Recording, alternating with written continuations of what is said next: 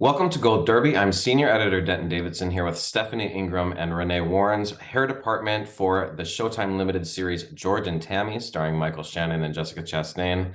Before I get to that, Stephanie, the last time I spoke to you, we talked about The Eyes of Tammy Faye, another project you worked on with Jessica. So I have to go backwards a little bit because you won a picture with Linda Dowd. So it's sort of a big deal. She's the makeup artist you work with so often.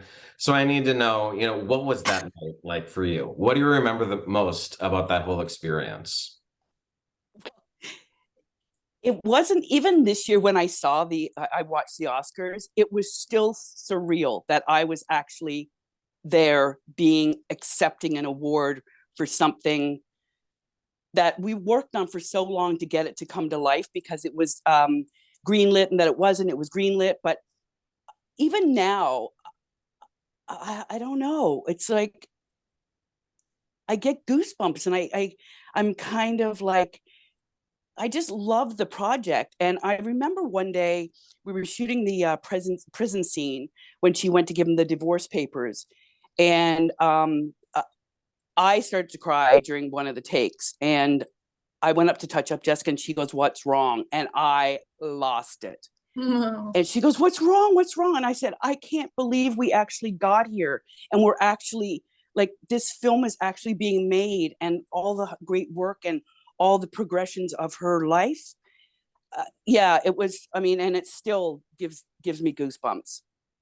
And where is the Oscar? I don't see it behind you. Where are you keeping that up? No, well, I'm at my mom's in Newfoundland because I don't have any internet at my house in Newfoundland. My Oscar is still at Jessica's. Oh, I was there last Friday doing a fitting, but I was going to take it, but then I'm like, I will bring it home because my dad would like to see it. My dad was a hairstylist, not in the film industry, but in the real world. oh, Yeah. okay. Well, Legacy. let's get into this then. So, Renee, talk about you coming into George and Tammy as hair department head, and you're working with Stephanie, of course, and she's worked with Linda for so long with collaborating with Jessica. Talk about you coming in, and what was your sort of first steps in preparing for George and Tammy, this series about these country superstars? Yes, well, we really hit the ground running. I was in Wilmington, North Carolina, where this was filmed, on another show that had wrapped, and I was just in the right time at the right place and the right people. And I knew Stephanie. I had worked just day playing on The Eyes of Tammy Faye, so I had met her and I had heard all the great things about her, and her key, Betty Lou Skinner, and I were close friends and colleagues. And so I had just finished a show with Betty Lou Skinner, who's not part of George and Tammy, but backstory is that I reached out to a colleague that I knew was on George and Tammy, Adrutha Lee, and asked if she, y'all need any help over there. We just finished the show. And she was like, "Yes, you start this day." And she was very like, "Yes, this is what was going to happen." And when I got there, I realized that she was going to step away from the show, and took another opportunity. And so I could just step in. They had shot, I think, like 8 days, and take over. So I quickly had to get up to speed, and Stephanie and Linda were so wonderful and gracious and just giving me information and helping our team. We put a team together really quickly. And of course, the writing team, Abe and his team, had massive binders with research and actual archival photos and footage. And so we started pouring through all that material and making, reference boards for our team, and just really, it was a full immersion. Just completely embraced the show, the story, and fell in love every day with the story more and more, and the characters. And Jessica and Michael were just so in it and prepared that you would step on and it would action, and you would be in the story so quickly. So it was easy to get caught up with what little I had missed. What did you two know about George and Tammy going into this? Because I knew who they were, but I didn't know their life really at all. And I mean, I grew up in the Midwest, which is people think of country music, they think of the South, but the Midwest is a country hotbed as well, in terms of fans. So what did you two know about these two huge legends? Stephanie, I'll start with you. Well, I'm going to backtrack as well. I was in the same position as Renee, because I didn't start the film. That's I right. didn't do the first 8 days. I got a call saying, "Can you come?" Yeah. And I was like, "Okay." And I hit the ground running. Like, I did the same thing as Renee did, and the wigs were already prepped. Yeah. It was We both- crazy. and Yeah. and just jumped in, Yeah. and we're hearing it in really quick time. Yeah, you so quickly acclimated to it that I forgot that you weren't even there the first 8 days. That's correct. Yeah. We both- So what I did was, because when Linda and Jessica and I are working on a film together, if there's films that are coming up, sometimes, especially films like this that are period, and there's so much going on in the stories, we usually know what the story is about, because Jessica likes to talk about it, and basically just to get our heads start wrapped around what the looks, or because with so many eras to go through. My thing is that I did my research, and I was like, okay, well, I guess I'm not doing it. And so I didn't have as much as Linda, because Linda is the guru of research. She loves it, which is a godsend for me, but we work together well that way. Because she does like to go to eBay, and she does like to get all the album covers and the authenticity of everything. So that really helped out for me. But I knew about the story because it was supposed to go a couple of times. So the discussion of George and Tammy had been around for me for a bit. But before that, I just knew them as country singers. Didn't know the backstory. Yeah, I literally knew nothing. I knew Stand By Your Man. I knew some of the songs that they were known for. I did not grow up on country music. I'm like an 80s rock, 70s, 80s rock era person. And I really didn't know much at all. I knew that they were iconic and that they had many awards and were well loved, but I did not know their story at all. It was a fun learn it as we went too. So it was all new and fresh. Let's talk about them a little bit. What was their style? Were they trendy? Were they old-fashioned? Were they fashion forward? Just in terms of their overall looks, and how would you describe them for the times that they lived in? Tammy definitely wanted to be. She wanted to live at the most present moment of style and that kind of thing. I mean, just with her costumes and her style of the way she wore her hair, which was kind of like, that's the way they wore it in those days. You can't really change it much, because that was the 60s had its look, and the 70s had its look. But yeah, with her fashion, I mean, it kind of told the story as well. Yeah. Because you saw the difference in the way she dressed, and she always had seemed like to always want to be on point with where they were in the fashion world. And Renee, what about you for not just George, but I mean, you have this fantastic ensemble of the band and the friends and everyone else.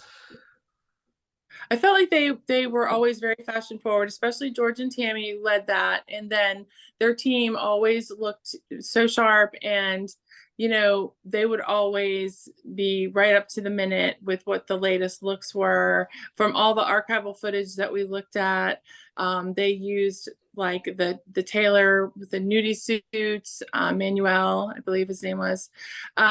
And he was iconic for doing those suits in that day with the rhinestones, and many of those rock countryers, like Elvis and those type come to mind. They all wore these, but George was particularly fanatical, and we see that in the story, how he really just looked at every little thing and the fit and the fabric and the look and the colors.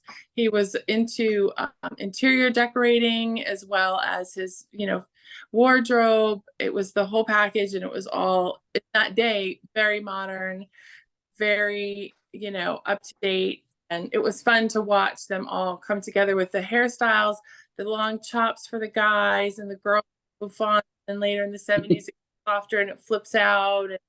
And, they were right on top of all of that, all throughout all of the archival footage and photos that we saw.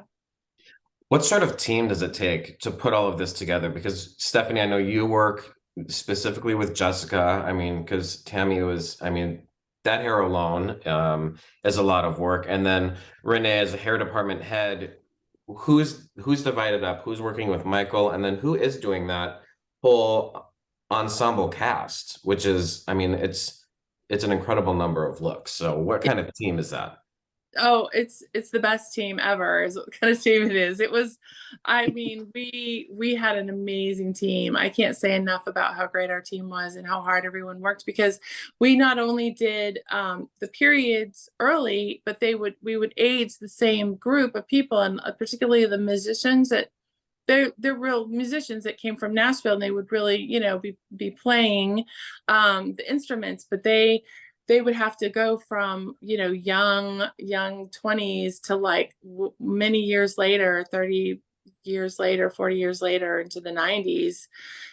So we would have to age sometimes the same hair pieces. We would recede the hairlines and then put some gray in there. And they worked so much, even though you don't really see them entirely and you may not notice them as much because of the way the story is about George and Tammy. They worked so much on a daily basis. And so it took a team of 4 plus Bryson Conley, who is on this show Michael Shannon's personal, and he was phenomenal. He was also on The Eyes of Tammy Faye. He did Andrew Garfield on that, and he just did the same thing that we did, and stepped in and at the same time and got up to speed really quickly. And I think George's looks are just phenomenal, especially the older looks where he's aging and his hair goes lighter and his chops get bigger. And it's just, you look at it, and as a stylist in the business, I'm always trying to find, our eye will look for the tell. We can see, and I just cannot see any it's, the illusion is just flawless for both Georgia and Tammy. I just think both of y'all did an amazing job. Stephanie, it's funny. And so did you. Hard. Thank you. You blew me away with the when team. you see these period pieces, there is a lot of times where I'm watching something and I can see the wig. I mean, you can really see it, and this was really like, we absolutely for it. It was really impressive.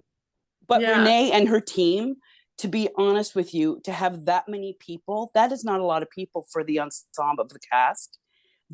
Her team and Renee were incredibly on point, and just, there was nothing, it wasn't like, no, we can't do that. It's like, no, we got to do this, and this is what we need to do. And constantly, I remember going into the trailer one day and I was like, wow, to be so fortunate to have a team, like, first of all, jumping into the project and then having a team come together and bringing it to life. I mean, kudos, like, it was pretty incredible. I think it took all of our skill sets, but everyone had people they were responsible for, and that they would take them from that young to the older, and they would stay on top of them. And every night, we would get those wigs prepped for the next day. So a lot of wigs that you may not realize that were used over and over.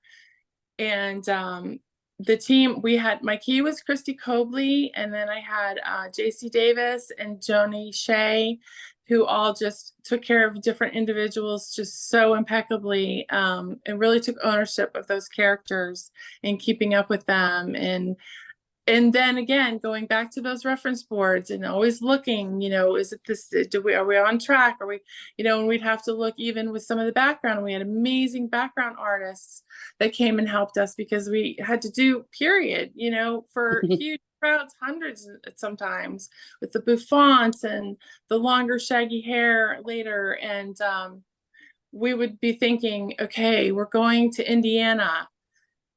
Would that be fashion forward, or are they going to be pretty true to that era to style it back? Maybe the musicians and George and Tammy are fashion forward, but the locals may still be, because that was true of the time. The country people were still very much in that, you know, some of that hee-haw era look. And so we would try to really be on point with that. But it did take all our skill set. I think we were all challenged in the best way till every day, like, what's next? What's tomorrow? What's the next week? You know, a constant evolving machine of this show and telling the story.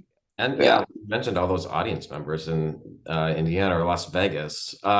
Stephanie, Tammy had many looks throughout the decades. What did you discuss with Jessica about getting those looks correct? And what's your process for preparing someone who goes through that sort of time change? I mean, because we see her through decades. That's a lot to take in and work with. What was that process like in aging her?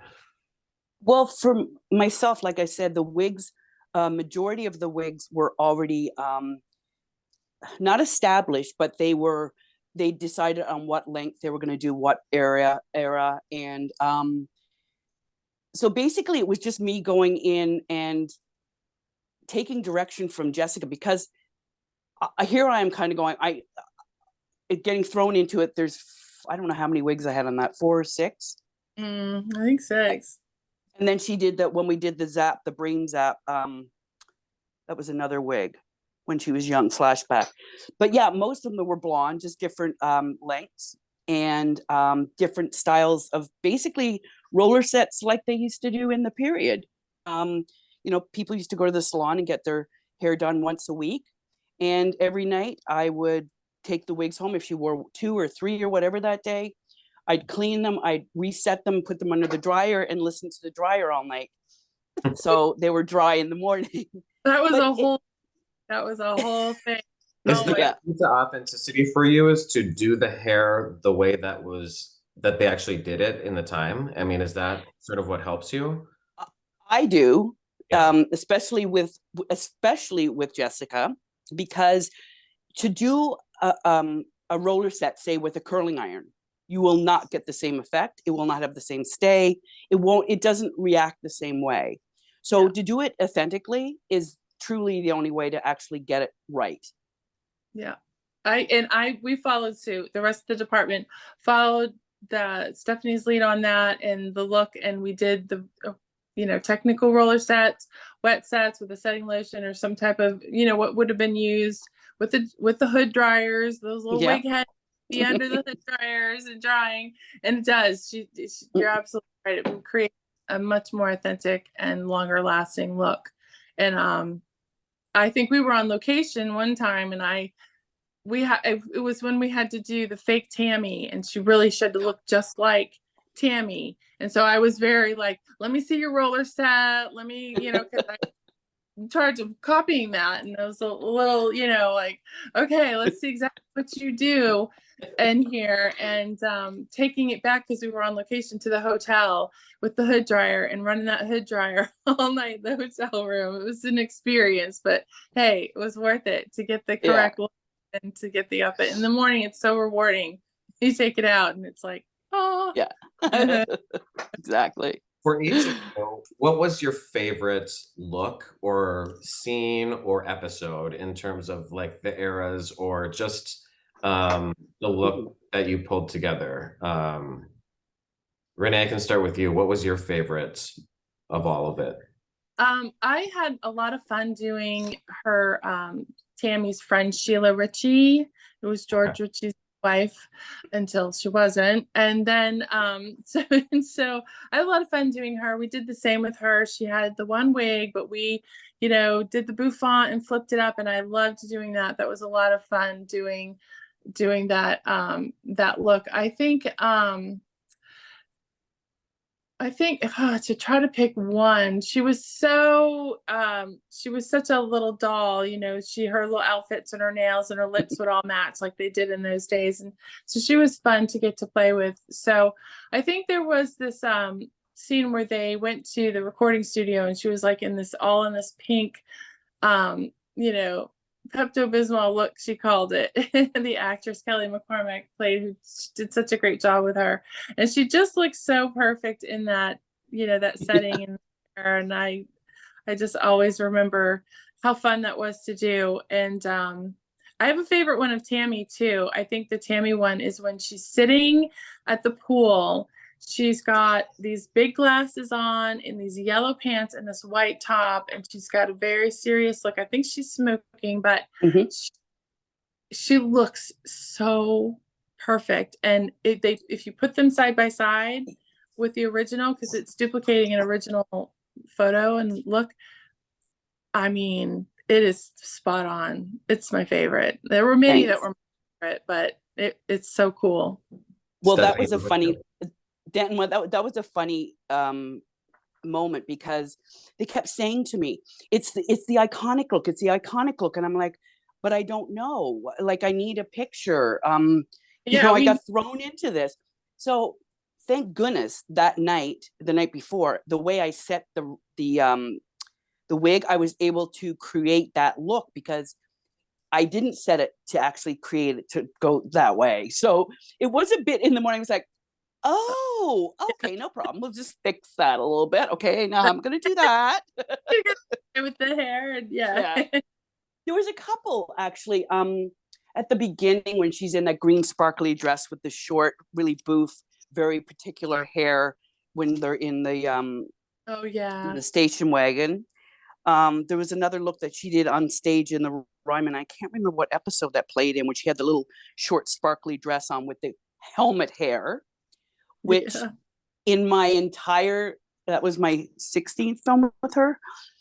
It was the first time that Jessica, because we had to do the same look the next day. It was the first time Jessica said to me, Stephanie, do not touch this. Take it off, clean it, do not reset it. I want it exact.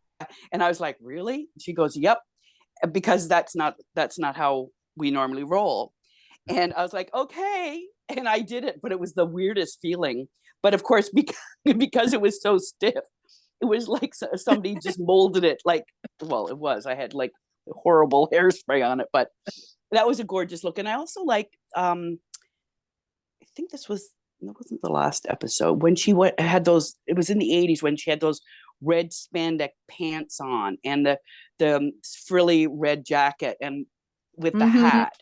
Yes. I love, I mean, there's just so many looks between Tammy, George, and all the background and the best friends and stuff. I think, I don't know, I couldn't really actually be honest with you. I don't think I could pinpoint one thing. Yeah. One look. Because there was just too many. It's just, I mean, the amount of work, it's incredible. And Stephanie and Renee, congratulations on this series, George and Tammy on Showtime. It's so great. The hair and makeup and costumes, production design, all those behind the scenes things did such an incredible job pulling all of us back in time. You should be very proud of your work on this, and we'll be cheering for you when those Emmy nominations come out. Thanks for chatting with Gold Derby today. Thank you, Dan. Thank you so much, Danton.